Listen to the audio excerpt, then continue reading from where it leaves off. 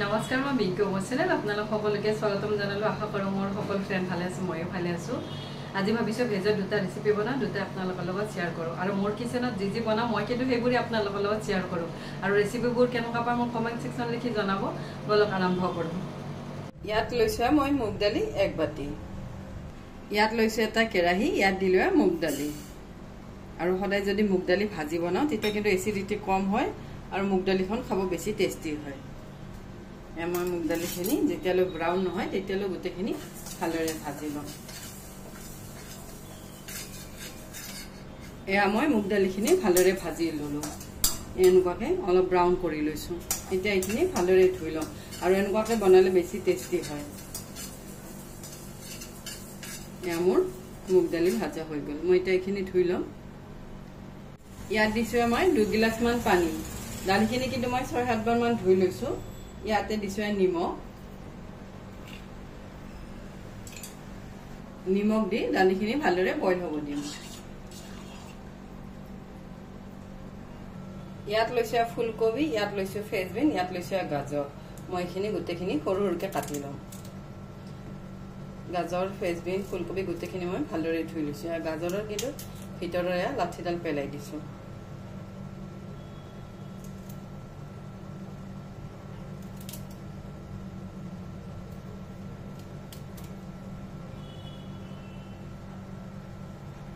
মই এনেকুৱাকে গাজৰৰ মাজৰ অংশখিনি পেলাই দিলো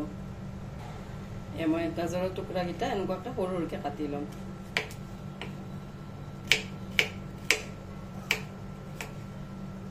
এনেকুৱাকে কাটি ললে দেখাটো ভাল লাগে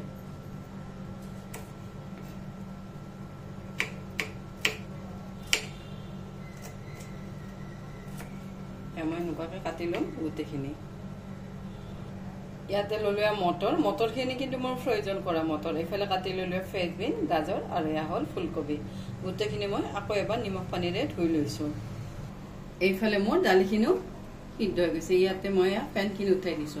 আৰু এইবোৰ ফেন কিন্তু খুব বেয়া ফেন আৰু এইবোৰ যদি থাকে তেতিয়া দালিৰ সোৱাদটো নহয় আৰু যদি উঠাই দিও দালিখন তেতিয়া বেছি টেস্টি হয় মই এনেকুৱাকে গোটেইখিনি ফেনে উঠাই দিম ইয়াত লৈছো বেলেগ এটা কেৰাহী ইয়াত দিলম মান ৰিফাইন তেল ইয়াত দিছো অলপমান ঘি ইয়াত লৈছো কাজু আৰু কিচমিচ এখিনি ভাজি লম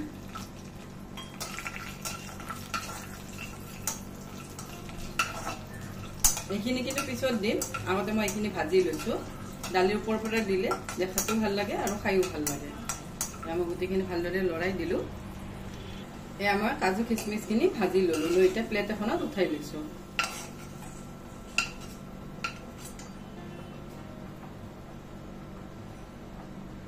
ইয়াতে দিমে গাজৰখিনি মই আগতে ভাজি লম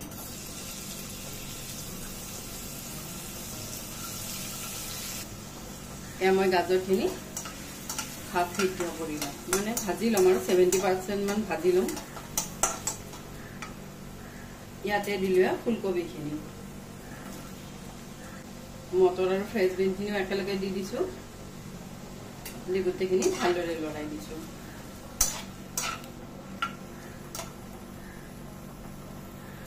এয়া মই গোটেইখিনি সবজি ভালদৰে ভাজি ললো এতিয়া গেছৰ ফ্লেমটো বন্ধ কৰি দিছো বন্ধ কৰি ইয়াতে মই প্লেটখনত গোটেইখিনি উলিয়াই লৈছো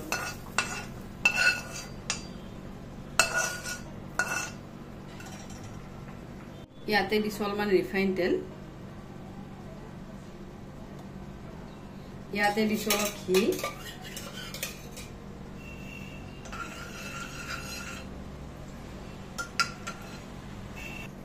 ইয়াতে দিছো এটা তেজপাত ইয়াত দিছো এটা শুকান জলকীয়া ইয়াত দিছো জিৰা ইয়াত লৈছো এটুকুৰা আদাখিনি মই এনেকুৱাকে গ্ৰেট কৰি দিম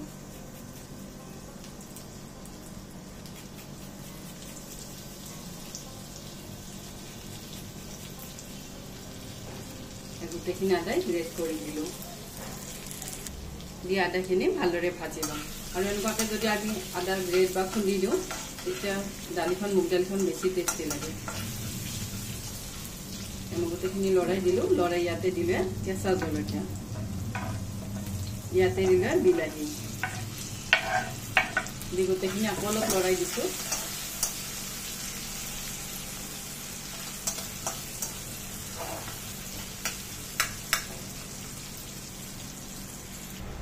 এয়া মই গোটেইখিনি ভালদৰে লৰাই দিলোঁ লৰাই ইয়াতে দিলোঁ ভাজি লোৱা চব্জিখিনি দি গোটেইখিনি আকৌ অলপ লৰাই দিছোঁ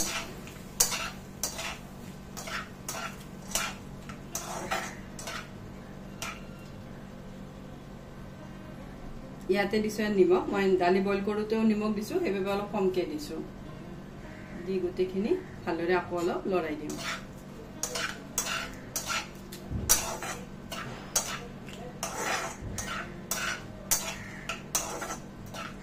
গোটেইখিনি লৰাই দিলোঁ ইয়াতে দিছোঁ হালধি পাউডাৰ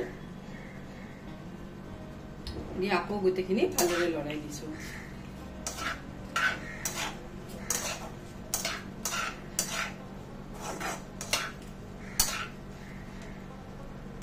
এয়া মই গোটেইখিনি চব্জি ভালদৰে ভাজি ললোঁ এয়া মোৰ চব্জি ভাজি হৈ গ'ল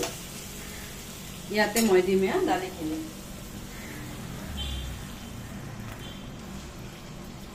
গোটেইখিনি দালি দি দিছোঁ দি আকৌ গোটেইখিনি ভালদৰে লৰাই দিছোঁ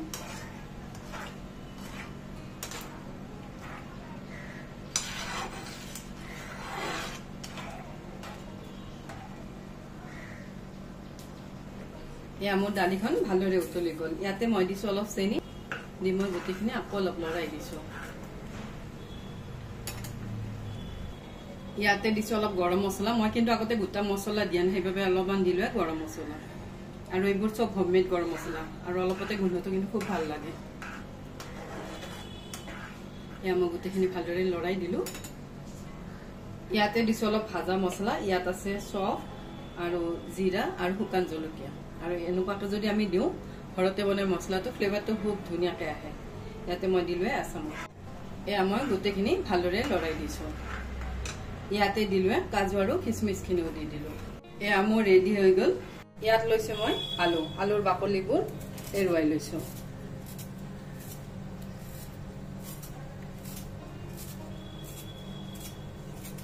মই গোটেইকেইটা আলুৱে বাকলিবোৰ এৰুৱাই লওঁ আৰু এখনেৰে পিল কৰি ল'লে কিন্তু আলুৰ বেছি নষ্ট নহয় যিকোনো বস্তুৱে পিল কৰা বস্তু যদি এখনেৰে পিল কৰোঁ তেতিয়া আৰু বেছি নষ্ট নহয় আমাৰ আলুকেইটা এনেকুৱাকৈ গোটেইখিনি পিল কৰি লওঁ এয়া মই গোটেইকেইটা আলুৱে পিল কৰি ল'লোঁ লৈ ইয়াতে অলপ নিমখ দি লৈছোঁ লৈ আলুবোৰ আকৌ ধুই ল'লোঁ 3বাৰমান তাৰপিছত মই লৈছোঁ এখন ইয়াতে গ্ৰেটাৰ মই ডাঙৰ চাইডটোৰে এনেকুৱাকৈ গ্ৰেট কৰিম লম্বা লম্বাকৈ আৰু সৰুকৈ কাটি দিব পাৰি মিহিকৈ কাটিব পাৰিলে মোৰ মিহি নহয় বাবে মই এনেকুৱাকৈ গ্ৰেটাৰখনেৰে এনেকুৱাকৈ গ্ৰেট কৰি লৈছোঁ আৰু এনেকুৱাকৈ কিন্তু ধুনীয়াকৈ গ্ৰেট কৰা যায় এইখনেৰে এনেকুৱাকৈ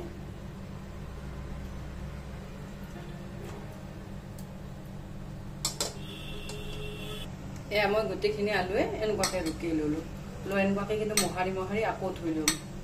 6-7 বাৰমান আকৌ ধুই ল'ম আলুৰ পৰা কিন্তু বহুত ষ্টাৰ ওলাই এনেকুৱাকৈ ৰুকি ল'লে এয়া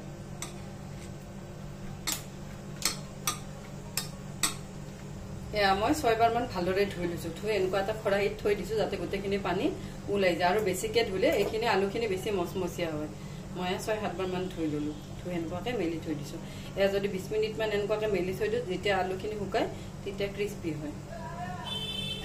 এয়া মোৰ আলুখিনি এনেকুৱাকৈ থৈ দিয়া 20 মিনিটমান হৈ গ'ল এয়া ধুনীয়াকৈ কিন্তু পানীবোৰ ওলাই গৈছে আৰু ধুনীয়াকৈ শুকাইও গৈছে আলুখিনি ইয়াত লৈছোঁ এটা কেৰাহীটো গৰম হ'ব দিছোঁ দি ইয়াতে দিলোঁ ৰিফাইন তেল এয়া মোৰ তেল গৰম হৈ গ'ল ইয়াতে দিলোঁ আলু অলপ অলপকৈ দিছোঁ কিন্তু আলুখিনি তেতিয়া বেছি ক্ৰিস্পি হয় দি গোটেইখিনি এনেকুৱাকৈ লৰাই দিছোঁ লগে লগে কিন্তু এনেকুৱাকৈ ফেন উঠি যায় তাৰপিছত আৰু ফেনটো ঠাণ্ডা হৈ যায় এয়া মোৰ এবাৰ আলু ফ্ৰাই হৈ গ'ল এনেকুৱা ধুনীয়াকৈ কিন্তু মচমচীয়া হয় এয়া মোৰ এইখিনিও আলু ভাজি হৈ গ'ল মই এইখিনি উঠাই ল'ম আৰু এনেকুৱাকৈ বনালে ধুনীয়া কিন্তু মচমচীয়া হয় ইয়াত লৈছোঁ এখন প্লেটত এনেকুৱাকৈ পেপাৰ এখন দি লৈছোঁ তো এনেকুৱাকৈ গোটেইখিনি আলু উলিয়াই ল'ম এয়া মোৰ গোটেইখিনি আলু ভাজি হৈ গ'ল এনেকুৱাকৈ যদি আলু ভাজোঁ ধুনীয়া কিন্তু মচমচীয়া হয় এয়া আৰু ধুনীয়া মোৰ মচমচীয়া হৈছে আলুখিনি ইয়াত দিছোঁ বাদামখিনিও ভাজি ল'ম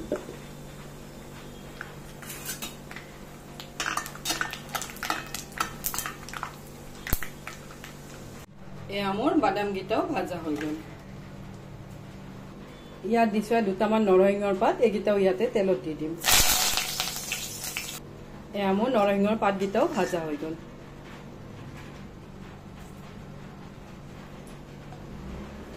এয়া জলকীয়াকেইটাও ভাজা হৈ গ'ল।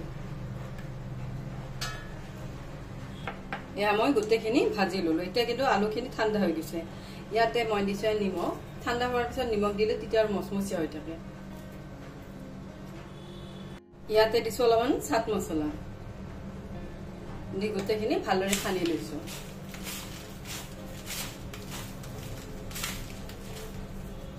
জলকীয়াকেইটা মই অলপ ভাঙি দিছো।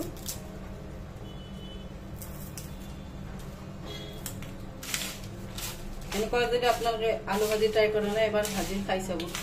খাই খুব ভাল লাগে। এয়া আলু ভাজি ৰেডি হৈ গ'ল। ইয়াত বনালো দালি, ভেজ দালি। ইয়াত আছে আলু ফ্ৰাই। এইফালে বনালো বিলাহীৰ চাটনি। এয়া লাঞ্চ ৰেডি হৈ গ'ল।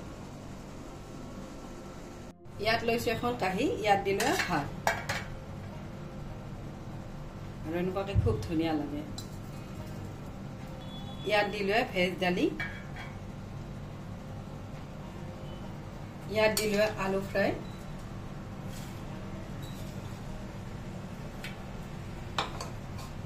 ইয়াত দিলো বিলাহীৰ চাটনি। এয়া লাঞ্চ ৰেডি হৈ গ'ল। এনেকুৱাকে যদি আলু ভাজি বনাওঁ এমাহলৈ কিন্তু ষ্ট'ৰ কৰিব পাৰি। মই কিন্তু অলপ কমকৈ বনাইছোঁ বাবে মোৰ ষ্ট'ৰ নহয়, কাৰণ মোৰ এইখিনি 2 দিনতে শেষ হৈ যাব। আৰু এনেকুৱাকৈ আলু ভাজি বনালে দালিৰ লগত এইটো আলু ভাজি খাই খুব ভাল পায়। মোৰ ল'ৰা ছোৱালী দুটাই ভাল পায়, কিন্তু এতিয়া বাবু আছে ঘৰত, সি খাব। আৰু মোৰ ছোৱালীটোও কিন্তু এইটো আলু ভাজি খুব ভাল পায়। আৰু আজিৰ ৰেচিপি দুটা আপোনালোকে কেনেকুৱা পালে জনাব। আজিৰ বাবে আহোঁ। থেংক ইউ, বাই।